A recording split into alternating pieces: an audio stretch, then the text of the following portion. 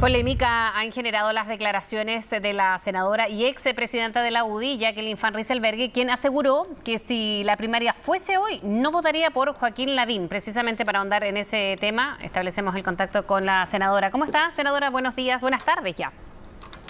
Hola, ¿qué tal? Buenas tardes. Bueno, no solamente por Joaquín Lavín, decía que por Evelyn Matei tampoco, ambos de los presidenciales de su partido. ¿Qué es lo que tiene que pasar para que decida su voto? Sí, lo que dije no es que no votaría, dije que hoy día no votaría y hoy día no tengo decidido mi voto. ¿Por qué? Sí, hoy día, no me echaba atrás, repito exactamente lo que dije. ¿Y es por qué? Porque si la primaria fuera hoy día no votaría por Lavín, y no tengo decidido mi voto. ¿Por qué? Porque creo que si uno mira el escenario político, en la oposición no hay un candidato claro, como cuando en la elección pasada estaba Michelle Bachelet o en su minuto Eduardo Frei, que uno veía candidatos posicionados. Hoy día en la oposición no hay un candidato claro, por lo tanto quien gane la primaria tiene altísimas posibilidades de poder ser presidente o presidenta de Chile. Y en ese sentido a mí me parece que es razonable el que se expliciten los liderazgos y que digan claramente qué es lo que quieren hacer, cómo se van a parar. Estamos en un país que está súper polarizado, donde la violencia se ha hecho costumbre en el discurso, y por lo tanto a mí me interesa que quien vaya a ser eventualmente el futuro presidente de Chile, me interesa saber exactamente qué es lo que piensa para saber si nos representa o no nos representa. Y desde esa perspectiva yo creo que eso todavía no está lo suficientemente claro. A mí... Perdón, dime. ¿Y su candidato, senadora, sí está dentro de la UDI o podría ser un candidato que reúna al oficialismo en general? ¿Eso lo descarta? ¿Lo tiene relativamente claro? Yo sinceramente creo y espero que teniendo la UDI dos candidatos presidenciales, los dos mejores posicionados, durante la primaria se puedan dar estas garantías necesarias. Yo no soy la única que piensa esto. Es decir, para mí es importante cómo vamos a enfrentar la violencia, cómo vamos a enfrentar la delincuencia, cómo vamos a enfrentar el terrorismo en el sur, cómo vamos a defender los valores que han sacado adelante los países, ¿Qué es lo que se explicite? Es decir, yo creo que en un país tan revuelto como el que está, no creo que corresponda que se nos exija que entreguemos una carta en blanco. Ya, pero es de la UDI su candidato. Es que eso quiero saber, pero si no uno empieza a preguntar... En principio, sí, yo espero que los candidatos de la UDI den esas garantías. ¿Y por qué no han sido tan claros en estos aspectos? Porque como están mejor posicionados, pero también ambos son alcaldes. Entonces, ahí, ¿qué cree usted? ¿Que no muestran todas las cartas por la autoridad que tienen todavía, porque van a la reelección, en fin, y puede ser poco popular la postura en algunos temas? Bueno, eso yo creo que además están hoy día enfrascados en lo que es la campaña municipal y de constituyentes, que me parece razonable. Lo que sucede es que se me hizo una entrevista y me preguntaron si yo hoy día votaría por Joaquín Lavín, y la verdad es que hoy día no. Ahora, creo que para eso es la primaria, para poder despejar esas dudas, porque al final del día quienes vamos a tener que salir a conquistar los votos para poder lograr tener un próximo presidente son quienes van a participar en la primaria, quienes son los más motivados, y por lo tanto es a las personas que van a participar en la primaria que hay que explicitarle qué es lo que uno piensa. Es decir, yo quiero un candidato que de verdad nos represente para poder salir a promocionarlo, a trabajar por él y todo lo demás. Entonces, creo que es razonable pedir estas garantías. El tema de la violencia es uno de los temas que ha mencionado en varias oportunidades, también en esta entrevista ayer. Senadora, ¿le preocupa, por ejemplo, lo que está pasando en la Araucanía? Le pregunto por la salida de Cristian Barra. Ahora, como que la atención se ha derivado también a la salida de una autoridad más que a ver el tema en esa zona del país. Primero, ¿le parece la salida de Barra por sus dichos? Sí, yo creo que la entrevista, sí, yo creo que sí. La verdad es que yo creo que fue una entrevista muy, muy imprudente, que generó una serie de conflictos y que además, como tú bien planteas, distrae la atención de lo que es importante. Ahora, yo creo que acá en nuestro país tenemos un problema grave, que yo creo es el hecho que se ha ido validando la violencia. Es decir, acá nadie se atreve a decir que la democracia tiene no solo el derecho, tiene la obligación de defenderse. La democracia es el único camino para poder construir una sociedad en donde podamos convivir civilizadamente. Por lo tanto, acá la democracia necesita defenderse, y para defenderse de la violencia, que es ilegítima, la democracia tiene herramientas que son legítimas, y el uso de la fuerza legítima es uno de ellos, pero nadie lo dice, es como impopular decirlo.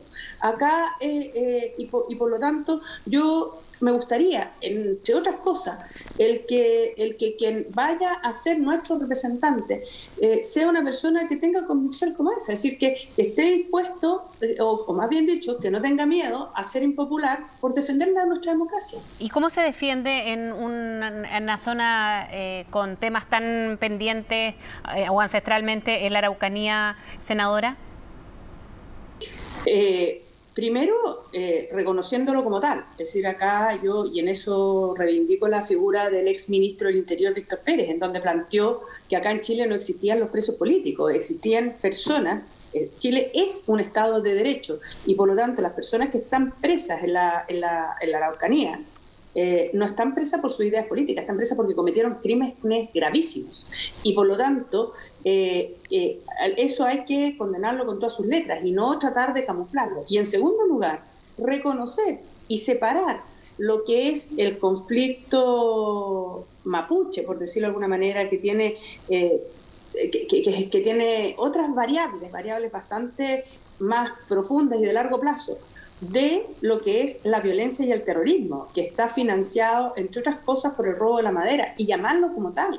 Esto no es violencia, rural, esto es terrorismo. Si hay personas armadas con armamento pesado que les disparan balas de grueso calibre a los autos, a los camiones, a las policías. ¿Y qué ha fallado ahí entonces, senadora? Porque la idea de Barra era militarizar, al parecer, lo que no estaba muy en desacuerdo con la Fuerza Armada, por eso decía que tenían que llegar con abogados para explicar que eso no se podía hacer. O definitivamente un tema de inteligencia que ha fallado en la zona. ¿Cómo no dar con los responsables de quienes están realizando actos de violencia en la Araucanía? A ver, varias cosas. Lo primero, yo no estoy de acuerdo con militarizar, ¿ya? No estoy diciendo eso. Creo que lo que sí creo que hay que defender el Estado de Derecho. Es una cosa distinta. Es decir, tú no puedes ser que no puedas circular por las carreteras por miedo a que te disparen. Es decir, todos hemos visto videos en las redes en donde hay personas que se les impide el paso y la circulación por la fuerza, por el miedo. Eso es inaceptable en un Estado de Derecho.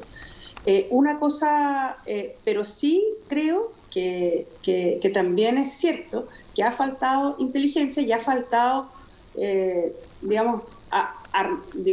ayudar o equipar bien a las policías, porque los carabineros andan en autos que no son blindados y les disparan unas balas súper grandes, es decir, de grueso calibre. Entonces, el problema que tenemos hoy día es que, claro, eso se demora en que los compren, que lleguen, pero no le podemos tampoco pedir a las policías que entren a sectores en donde hay grupos paramilitares, porque eso es lo que hay, son verdaderos grupos paramilitares. ¿Y cómo? Porque todos lo dan como por establecido incluso, pero no hay ninguna respuesta respecto a las investigaciones que se hacían. Aquí, ¿qué falla en un Estado de Derecho que no se ha visto? A ver, yo creo que primero es una especie de guerrilla en donde se esconden, son terrenos súper amplios. Segundo, yo creo que efectivamente hay un déficit en inteligencia acá que hay que suplir. Es decir, yo no tengo esa información porque esa información que es reservada para esos estamentos. Y tercero, yo creo que hay que además respaldar la labor de carabineros. Si hay alguien que se excede en el uso de la fuerza, sin duda que hay que sancionarlo, pero acá no es posible que porque se hacen patrullajes en carros blindados por las carreteras en donde uno debiera circular sin miedo, se empieza a decir que eso atenta contra la libertad. Me parece que eso es un despropósito. Me parece que es un despropósito decir que cuando uno va a aprobar una ley que endurece las penas contra el robo de la madera y permite mayores herramientas para poder perseguir este robo de la madera, que es finalmente de donde se sacan los recursos para financiar estas actividades terroristas, se diga que esto es una persecución contra el mundo mapuche, porque no es cierto. Acá es una persecución contra los delincuentes que roban madera, y nadie que no roba madera debería tener miedo. Entonces, Yo creo que ahí hay una línea en donde hay que tener, que es un tema de actitud, de enfrentarlo con claridad, porque hoy día, lamentablemente, las víctimas de la violencia se sienten víctimas y se sienten solas. Ahora, para ir terminando, senadora, el tema del general Baquedano también ha dado que hablar. Algunos critican todo el trabajo que se ha hecho y se ha desplegado en esa zona para sacar el monumento, por una parte, ahora hacer ese cierre perimetral. ¿A usted le parece que están en lo correcto en los últimos días y en la última hora con los trabajos en ese punto? A ver, a mí me hubiese gustado, sinceramente, que ese cierre perimetral se hubiese hecho con la estatua de Baquedano adentro y se hubiera reparado ahí. Creo que el sacar la estatua de Baquedano, a pesar de que, de acuerdo a la información que existe, la sacaron solo para repararla, y posteriormente la van a volver a instalar, da señales equívocas y una polémica que creo que le hace mal al país, porque lo que no puede pasar es que la violencia gane, porque nadie puede decir que tratar de quemar la estatua de Baquedano, que romper todo, que generar hechos de violencia como los que allí se veían, impedir que la gente que vive en el sector pueda tener una vida normal, está bien, eso está mal. Todas las personas tienen derecho a tener sueños, aspiraciones, a manifestarlas, pero la libertad de uno termina donde empieza la del otro. ¿Dónde quedaron los derechos de las personas que allí viven, de poder vivir en paz?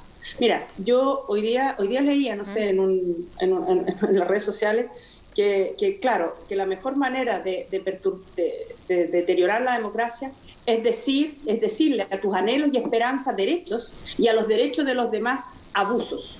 Es decir, no, acá ambos tienen derechos y por lo tanto mis derechos terminan donde empiezan los del otro. Y yo creo que acá había un poco eso, es decir, que los anhelos y esperanzas de unos se han transformado en derechos y los derechos de los otros los han llamado abuso. Y creo que eso lo único que hace finalmente es deteriorar la convivencia y deteriorar nuestra democracia. Senadora, muchísimas gracias por haber hablado con nosotros. Que tenga buen día. No, muchas gracias a usted, que esté muy bien.